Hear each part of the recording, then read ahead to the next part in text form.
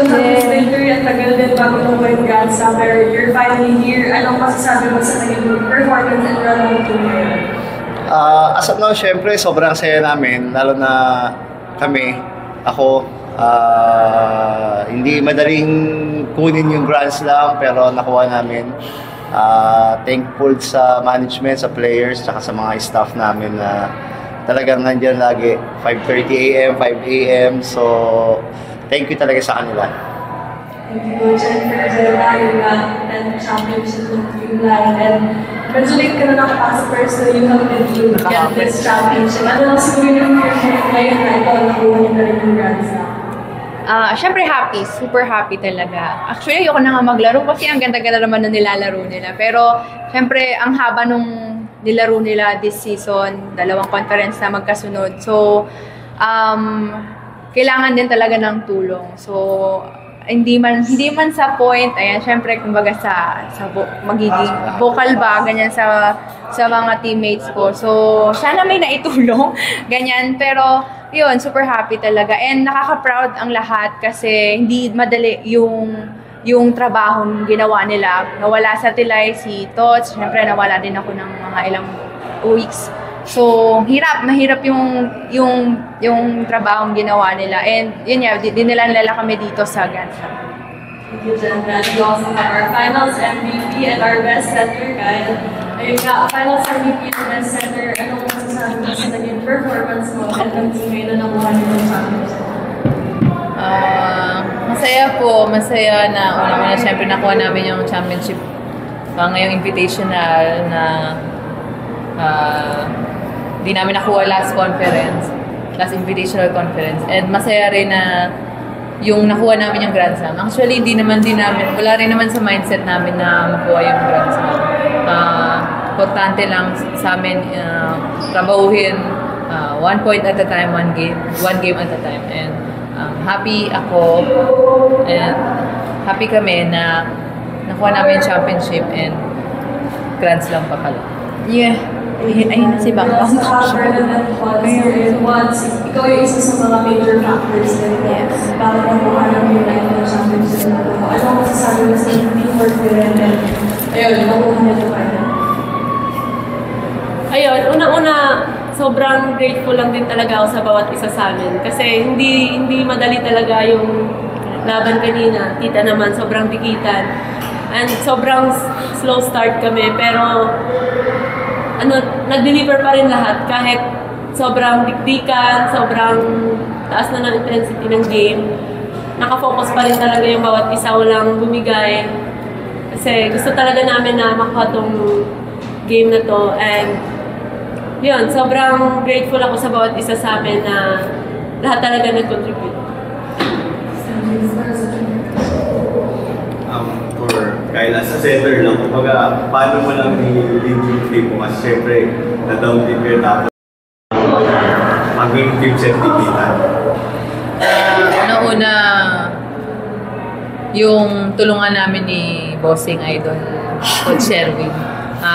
Every rally talaga, andun siya para mag-guide sa akin. And syempre, yung mga teammates ko, di naman din nila pinapahirap yung trabaho ko.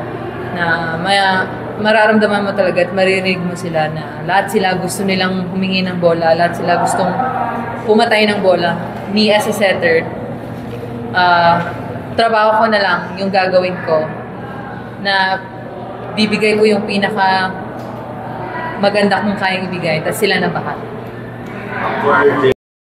Kumbaga, kahit late addition ka na invitational, nakatulong pa rin sa atin. Actually, kinakabahan po ako. Kasi, ayun nga, onti lang yung preparation namin. Halos hindi talaga ako naka-trainings kasama sila. So, medyo yun nga, may kaba. Pero, sabi ko lang sa isip ko, ako na to, yan. Ako na, tatapusin ko na to para sa kanila. So, parang, alam mo yun, pag iniisip ko yung mga ganong games, yun nga, ang sarap sa feeling. Kasi yun nga, masarap yung mga pressure na dumadating. So, ayun, talagang ginagrab ko lang din, niraramdam ko siya kasi doon ka rin talaga matututo. Yun lang, medyo may kaba lang pero lagi lang sila lang naman iniisip ko. For coaching in school, or concern na kung maitatawid nyo ba yung season ngayon the way you did every other year or buong-buo pa rin yung kumpiyansa kahit may mga kulang na sila?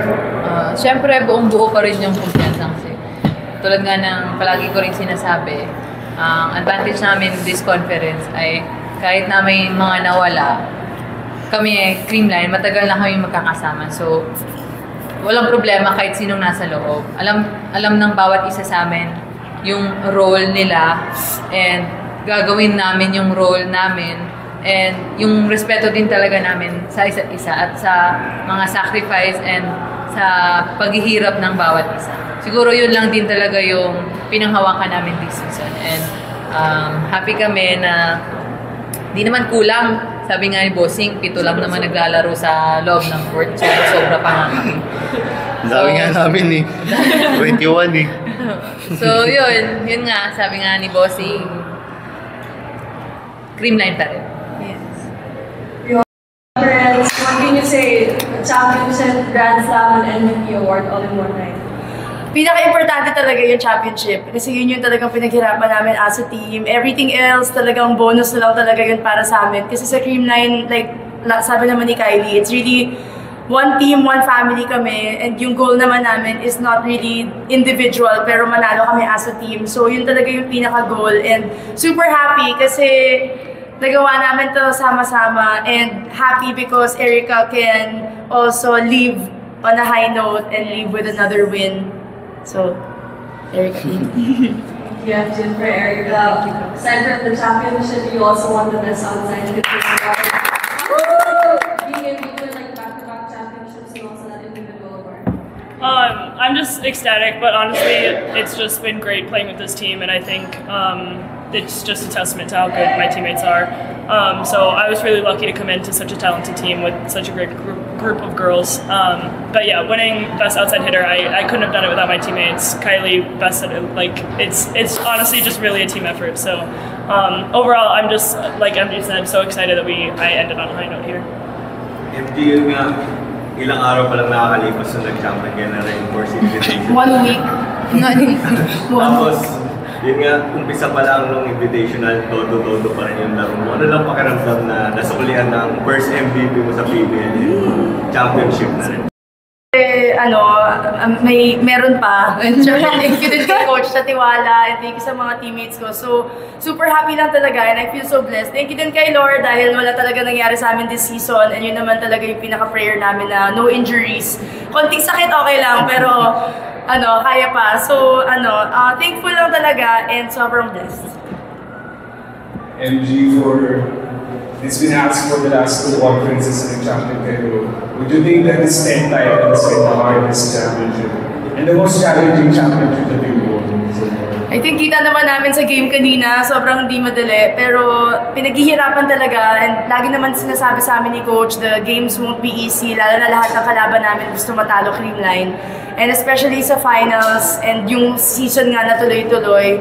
Mahirap, pinakamahirap, oo, kasi first time din kami naka-experience ng tuloy-tuloy na game. So hindi lang talaga siya test ng skills, pero pati yung conditioning, mindset, physical, lahat andun talaga, pati emotional.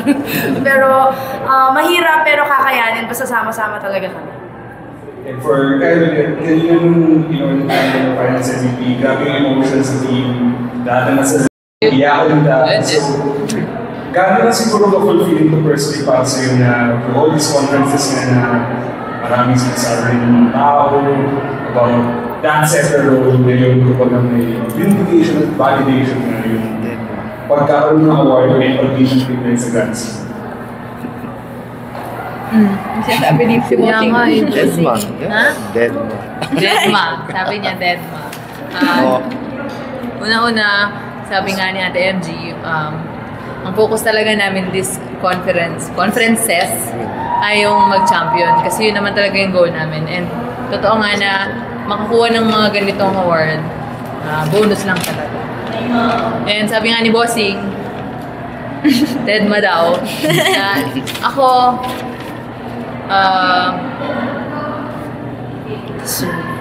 Yes, deserve. Hindi. Yung mga kasama ko lang din talaga yung pinanghawakan ko. binabalik ko lang din talaga yung tiwala na binibigay nila sa akin. I'm happy na nagre-result ito. Yun po. For MG, success at saka yung championship success, follow him. Siguro what has been the key siguro over the years na whether it's starting or whether it's off the bench, parang nakaka-produce na talaga for the team in those championship runs. Malakas talaga kami kay Lord. Sobra-sobra. As in, grabe yung tiwala lang din talaga. And yung tiwala lang din talaga sa teammates. I think I've been blessed to be part of amazing teams na talagang ready to fight all the time and to also be led by coaches that give it their best din every time sa training, every time sa court. And talagang siguro yung love lang talaga namin for each other. I think na nagagawa namin every time we step into the court. I think nakikita naman din talaga ng lahat yun. Kung gaano namin ka-love yung ginagawa namin and kung gaano kami ka-thankful na nandito kami sa posisyon na to and kung gaano namin ka-love din maglaro playing with each other. For Erica, back near the first of the year, I guess what does this mean for you, at such a really age, you've already achieved, a lot? I'm excited, but like I said, just lucky and blessed to have come into a program that has known such success and just kind of be able to do my job to help with these last two championships. So yeah, I think I just really lucked out with my first pro stint, having such a great team that has known championships. They know what it takes to win and work hard every day. So I was really able to kind of look to them for that inspiration, even on the hard days. Just know that they're pushing themselves and they're competing to win championships every day. So that's something that I can take into the rest of my career. Is just working hard, pushing myself even on days that I'm tired, days that I might not necessarily want to wake up early and go to practice. Just kind of have them be inspiring me. So this is for Coach siguro. So I guess Coach from siguro this season talaga medyo from both 2024 season top conference talaga ang daming pinagdaanan. So anong natutunan niyo with Green Knight? Talagang kung kailan pa namin pinagdaanan, doon na buhay yung Grand Slam. Number one, yung natutunan namin siguro ready palagi. Yun yung natutunan namin dito. May pagod, hindi pagod, palaging pagod. So ready palagi, bigay 100% dun sa court. Yun yung number one talagang natutunan namin dito na kahit sining kalaban, magre-ready kami, magtutulungan. So hopefully dumami pa yung panalo namin tsaka tulungan din sa court.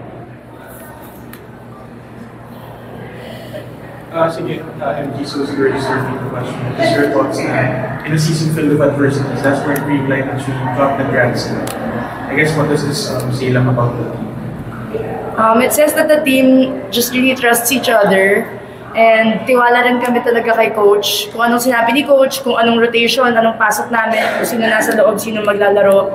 Talagang buong tiwala namin kay Coach and buong tiwala namin sa isa't isa na kaya namin iangat yung bawat isa anytime na may nahihirapan, anytime na may magsustruggle. I think yun talaga yung pinaka-lesson sa amin na kaya namin, we can cover for each other and we've got each other's backs. And yung tiwala namin sa isa't isa na basta talaga magtutulungan kami, we really work hard as a team and umpisa talaga sa practice. So always practice and train hard.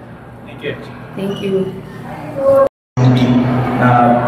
Ilang championships na rin, obviously may medyo favorite coming into this game. How big of a help experience going to this tight matchups? I think lahat naman din talaga, kahit yung kalaban namin, super experienced na rin talaga sila in their own right. And siguro with Creamline, andun yung experience, pero nandun din talaga yung tiyaga.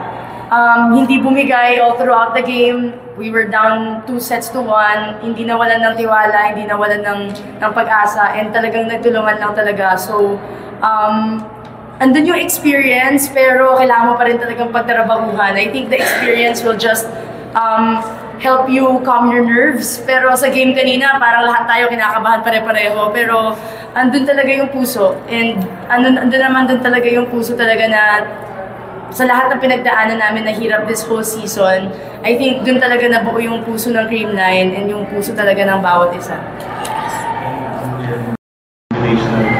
Can you talk about yung experience lang na ayun nga, kailangan na upan and then ngayon you still came big sa 10th championship ng team? Masasabi ko lang po na ganun ka lang din talaga sila ka-love. Siyempre, alam ko gano'n na sila kapagod sa dalawang magkasunod na season. So, kung magkasabi ko siya, ako na lang may bala. Kasi ako may mahabang pahinga. So, ako rin naman yung may chance din makapaglaro. So, bibigay ko na rin naman yung larong to para sa kanila, syempre, and para kay coach. For Coach and Jeff, bilang siguro dalawa sa longest serving players sa Creamline. Nung sumali ko sa Creamline, nung Creamline ng 2017, nakita niyo po ba ito yung dalawa na kayo yung magiging isang team na pinakatuloyan sa PBL, parang championships? Kung ba nasa expectation niyo po ba, the first time you join Creamline na mangyayari lahat na? Siyempre, kasi yung nag-start yung Creamline talagang supportive na talaga yung management. So number one talaga is management na makikita mo na magsasucess talaga yung team. So sobrang supportive nila. Sa court, sa financial ng mga players. So sobrang supportive nila. Makikita namin talaga magsasucess yung Creamline. Because number one naman talaga is management. Yes. Sure. Hindi, din, siguro yung sistema din kasi hindi siya nabago. Kumbaga nadagdagan pa nga na dumating sa amin si Coach. And tsaka ang tagal na namin magkakasama eh. So I think yun yung isang factor din kung bakit kami nakakuha ng championship. Yung gel ng isang team. So kaya madaming championship nakuha namin. Yay! Yay! Thank you! Yay!